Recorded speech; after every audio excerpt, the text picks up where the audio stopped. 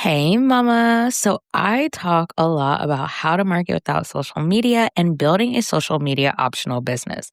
But what does that actually look like? What does it really mean to market without social media? Now, if you've ever felt like you have to be on social media every day or your business will fall apart, you're not alone. I've been there. My clients have been there. We've all been there.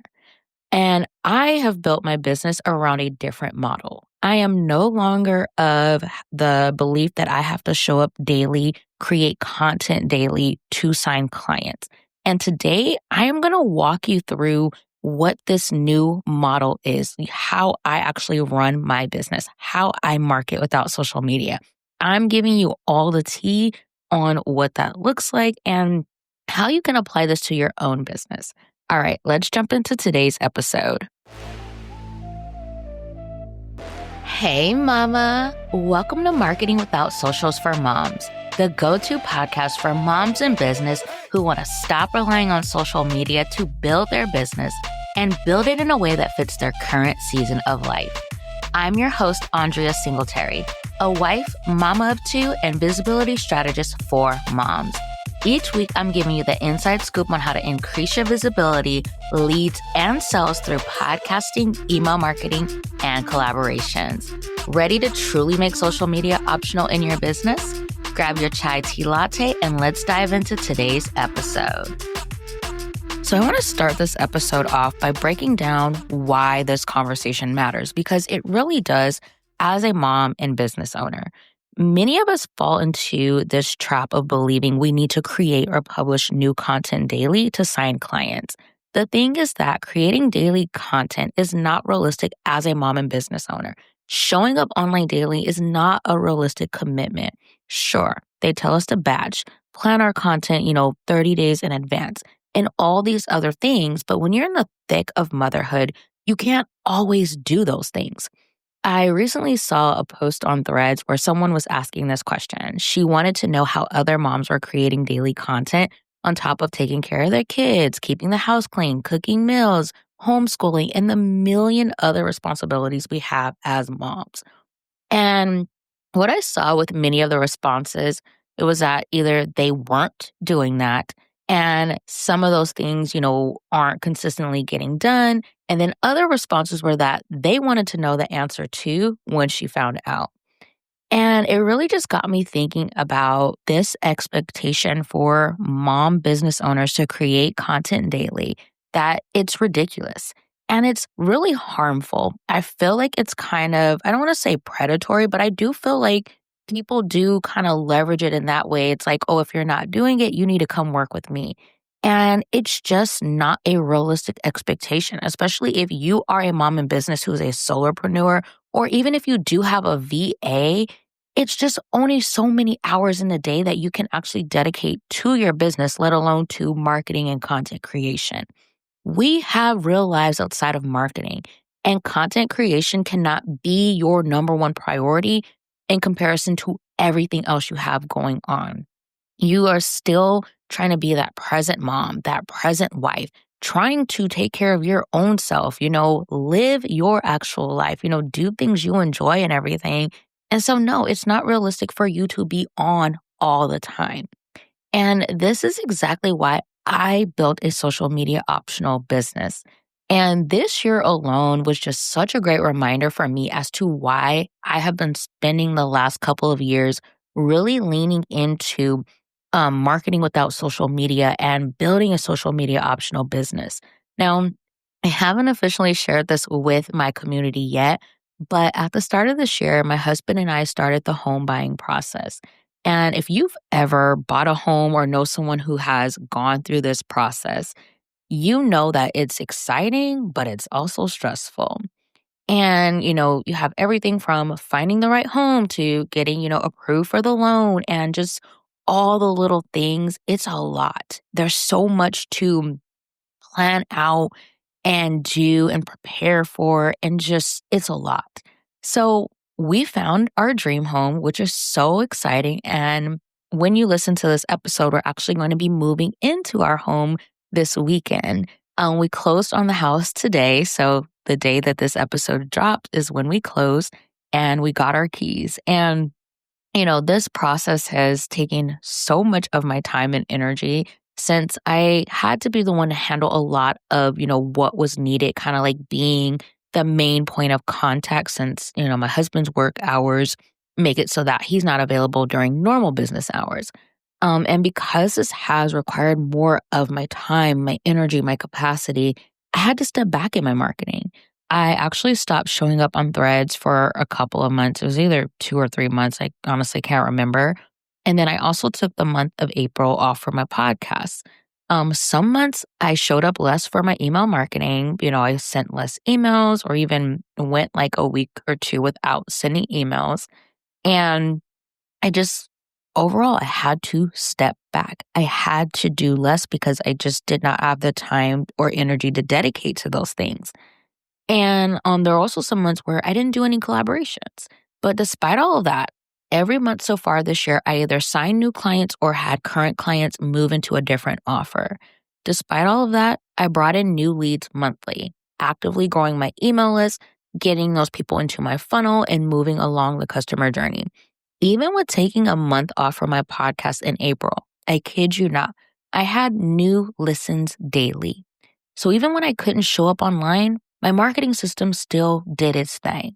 And it ensured that my business continued to grow even when I couldn't be an active participant in it. I didn't lose momentum in my business. And now as I'm getting back into my regular marketing routine, I don't feel like I'm starting over. I don't feel like, oh my gosh, I have all this things, these things to make up for. No, I don't feel any of that pressure. Things are still moving along. Things are still, moving ahead. Like I don't feel like anything has slowed or changed. I even got back to posting on threads and it feels good because I actually do enjoy that platform. But that's what I mean when I say I have a social media optional business.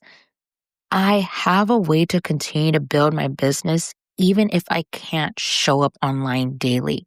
And I'm really speaking to the moms who are, solely building their businesses on Instagram. We already know, like, you take a few days off of Instagram, your engagement is going to be a hot mess when you get back.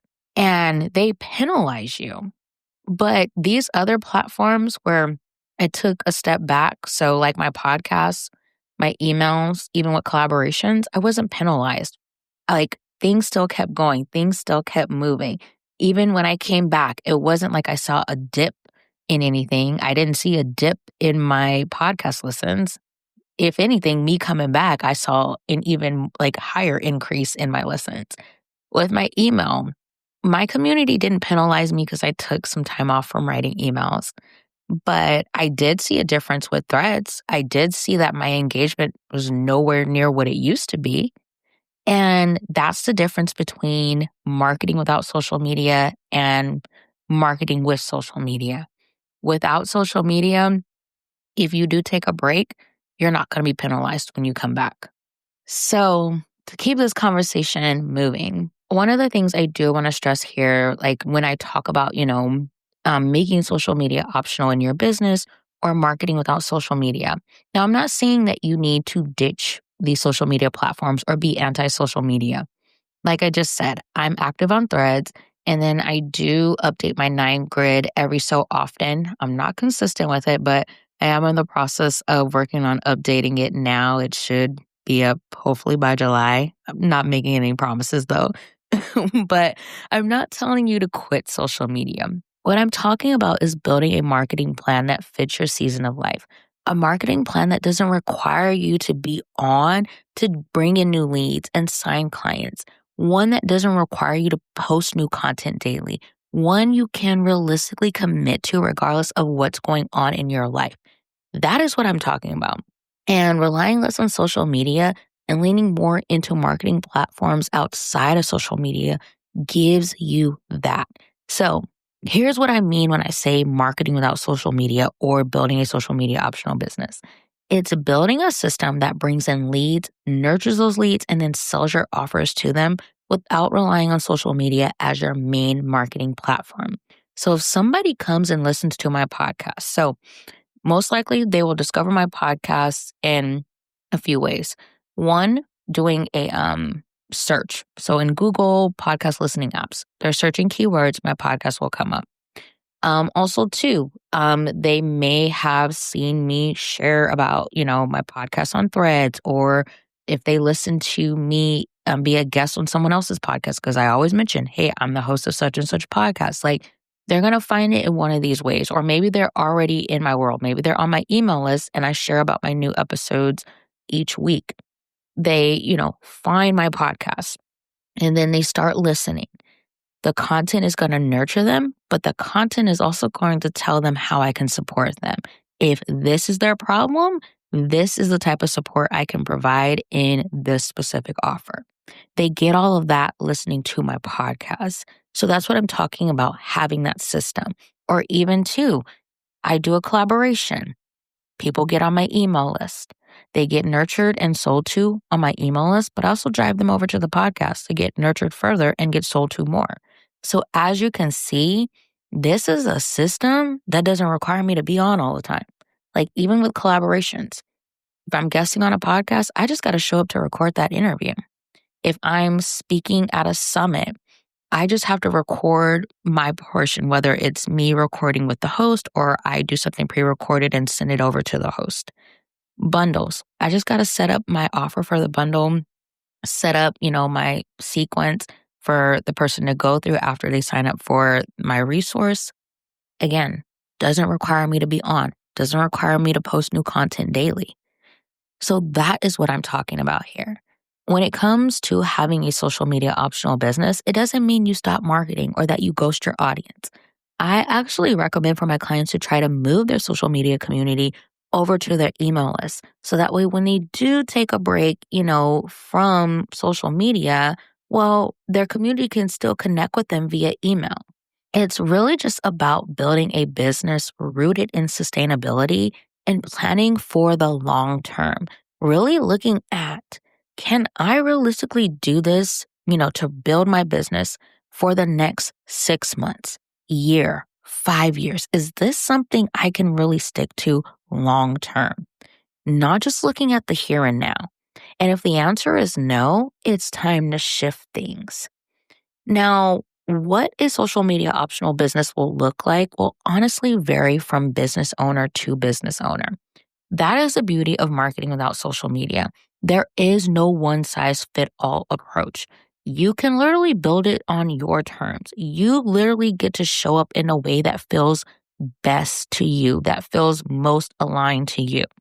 So when I support clients inside of my Marketing Without Socials VIP experience, so when I support them with building out their non-social media marketing plan, I take them through my non-social media marketing framework. So this looks like choosing a non-social media platform for visibility and lead generation, one for nurturing, and one for sales. Now, you can have one platform that serves you at each of these stages, so to speak, but I recommend having at least 2 different platforms you're showing up on so that you aren't relying on a single platform. So let's briefly walk through each of these. For visibility and lead generation, your options are collaborations, long-form content, so think podcasts, YouTube, blogging, Pinterest, and then referrals.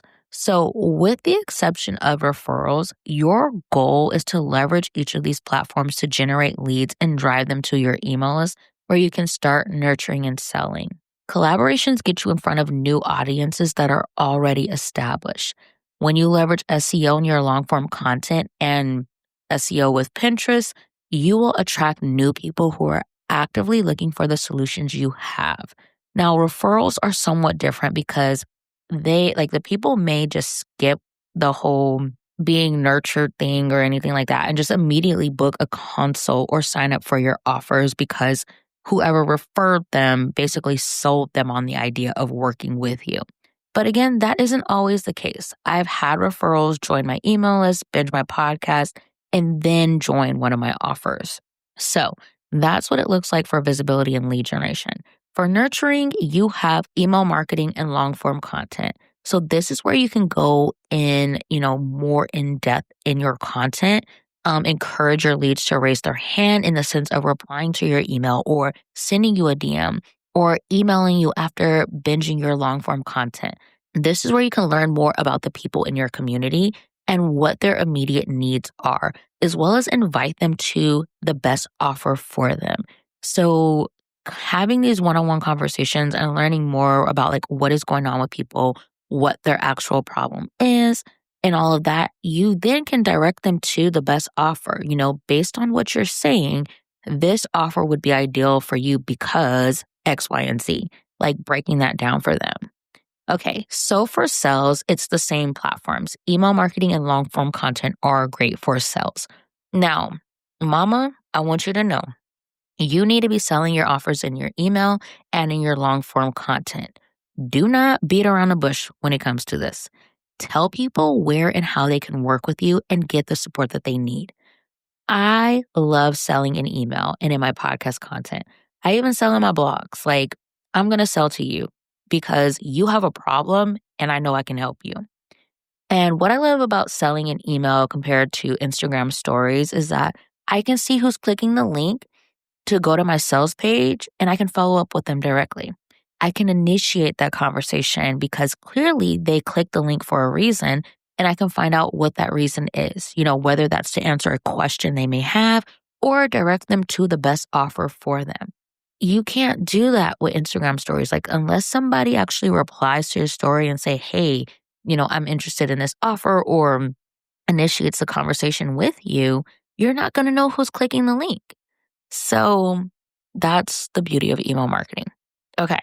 Now let's break down what this actually looks like on a monthly, weekly, and daily basis. So again, this is going to vary from person to person, but I'm going to walk you through my non-social media marketing plan, like what I actually do. So monthly, I plan my content. Every month, I set aside time to plan my content. I usually try to do this around the 15th of the month. And I always start with my long form content. So I publish new podcast episodes weekly, and I've just gotten back to blogging monthly. I always look at what my goals are for the month. So what offer am I wanting to sell, or if I'm preparing for like some type of event I'm hosting, like when I was preparing to host my audio summit, I made sure to plan content that would drive people to sign up for the summit. After I have my long form content plan, I batch record my podcast episodes. So I used to take a whole Saturday and batch record the episodes.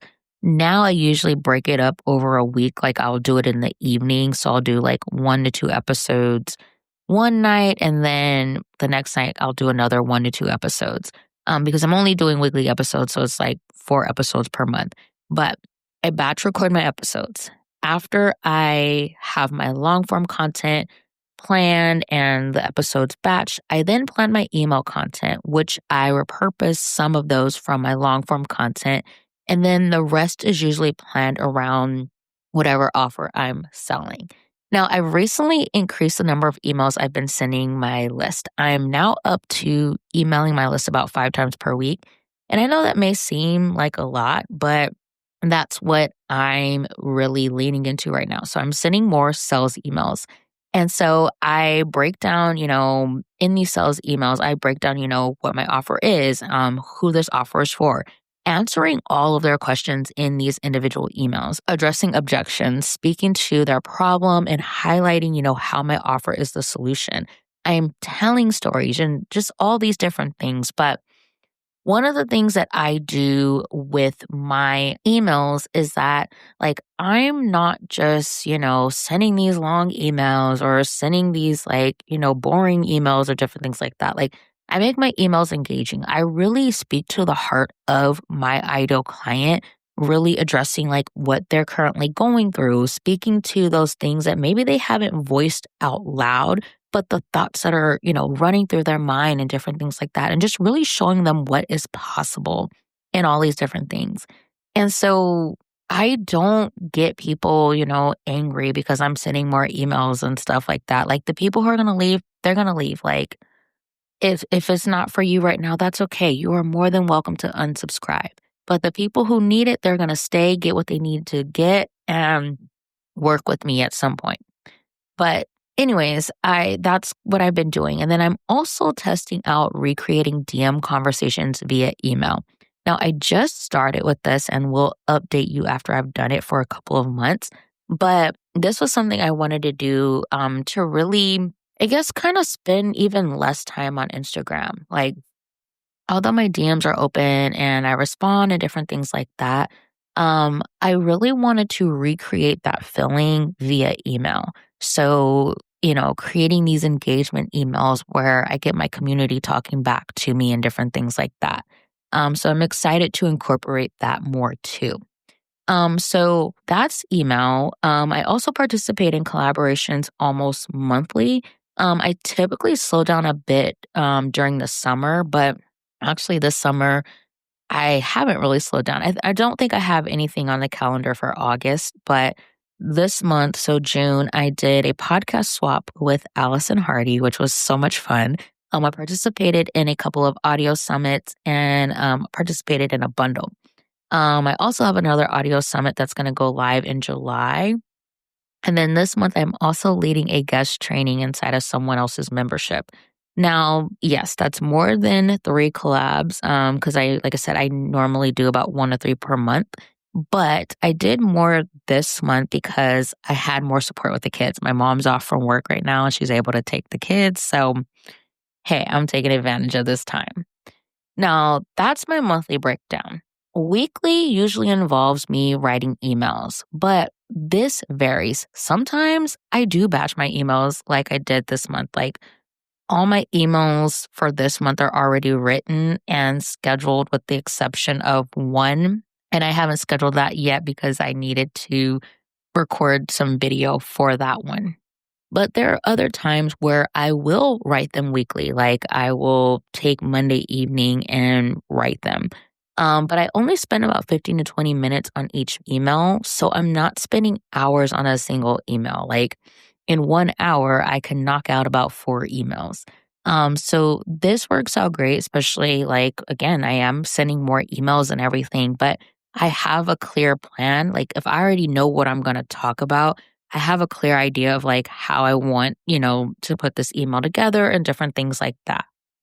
I don't do any non-social media marketing tasks daily because it's not necessary. What I do, I guess you could say daily, and I don't even consider it daily because it's usually Monday through Friday, but again, it may not be Monday through Friday fully. It may be Monday, Wednesday, Friday. It may be Monday, Tuesday, Wednesday. But what I do, I guess you would consider more daily, is posting to threads. And I do this because I utilize my other content. I repurpose. Now, threads is really easy for me to show up like that because it's just typing. I don't have to create any graphics. I don't have to record any videos. I don't have to edit anything. I literally will take my long form content, pull out like some lines, like especially like a juicy line that I may say, and then add a little bit more to it, or pull just directly from like my podcast episode outline or my blog post. And of course, like clean it up more so that it's more in a threads format. But I literally just pull directly from that or even my emails and I dump all of those ideas in a Google Doc. And then when I'm ready to post on threads, I literally just copy and paste and, hit publish on it.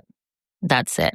I don't schedule my threads anymore because it actually tanked my engagement when I was doing that. But that is kind of like what it is that I do. Like that is my non-social media marketing plan outside of like threads, since that is a social media platform. But again, I just pull directly from my non-social media content. So you may be thinking, yeah, that sounds great, Andria, but can this actually work for me? Trust me, I get it. I get it. Shifting to relying on social media less in your business feels hard. One, it feels hard because you're worried you're going to lose momentum in your business. And let me just say, that fear is rooted in outdated marketing advice. You've been told, and you've been told this usually by people who don't have kids or who have a full marketing team, that the key to visibility is showing up on social media daily.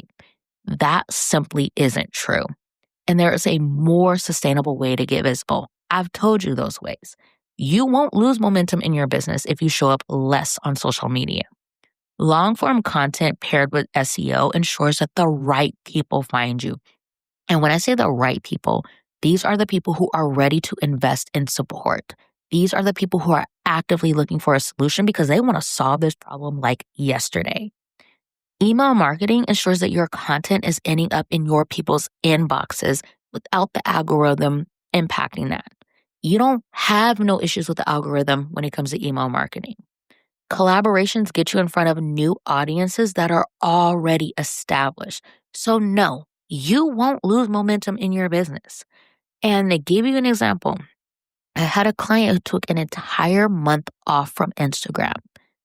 30 days, no posting to Instagram.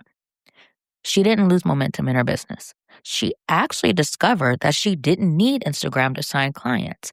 That month off looked like her signing new one-on-one coaching clients and having people join her membership. And this happened. They converted directly from her podcast. She sold her offers on her podcast and saw conversions. She also leveraged SEO to ensure that the right people were finding her podcast and created content specific to the people who want and need her support. I believe she said that month that she had reached like the highest number of downloads with her podcast that she had since launching her podcast. And this is even without promoting her podcast on Instagram. Like, if that doesn't make you a believer, I don't know what else will. Like, for real. And then for me, despite not using Instagram as one of my main marketing platforms, I still sign new clients monthly and generate new leads weekly. I haven't lost momentum in my business. If anything, I've seen significant growth and have attracted the most incredible clients from my podcast, blogging, and collaborations. Like, you don't need to be on daily to sign clients, to get visible. Now, it also feels hard, making this shift is because Instagram is familiar and you get instant gratification from social media. You already know how to leverage the platform because it's what you've been doing. You don't have to learn anything new, but here's the thing. Just like you learned how to market on social media, you can learn to market on other platforms. While social media does give you that instant gratification through likes, comments, and DMs, those things don't translate to sales. So yeah, it may feel like it's working immediately, but it's not actually giving you the immediate results you desire. Signing clients still takes time because people have to go through the customer journey. Now, you can get the same type of instant gratification with long-form content and email marketing with how I teach you to do it. Inside of the Marketing Without Socials VIP experience, I show you how to create specific type of content that will have people responding to your emails and sending you DMs about your latest podcast episode or blog. I show you how to create those conversations. I show you how to have those people identify themselves. I call them the hand raisers, who they are really interested, but they probably got a couple more questions. And so you inviting them to, engage with you, ask those questions and different things like that, you can have that conversation and move them along the customer journey a lot quicker. Conversations matter. Okay, I know this episode is much longer than what I normally do, but this conversation is so needed. And I have to speak on it. I have to, because I'm just tired of seeing moms thinking that their only option is social media when it's not. And so as I close out this episode, I want to leave you with this thought. How much more time would you have to live real life and do the things you love or do the things you keep putting off if you lean into marketing platforms that don't require you to show up daily? How much time would you get back if you started showing up on social media less and instead leaning into long-form content, email marketing, or collaborations? I don't know how much time the average person spends on creating social media content, but I encourage you to time yourself for a week and see how much of your time goes to social media marketing.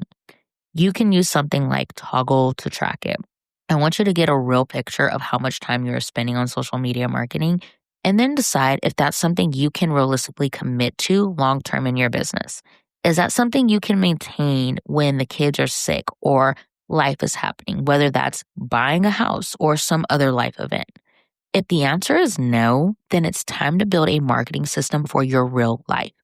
And I will build that marketing system for you inside of Marketing Without Social's VIP experience. Head to mamaturnedmompreneur.com/VIP experience or click the link below in the episode description or in the show notes. All right, Mama, I'll catch you in the next episode.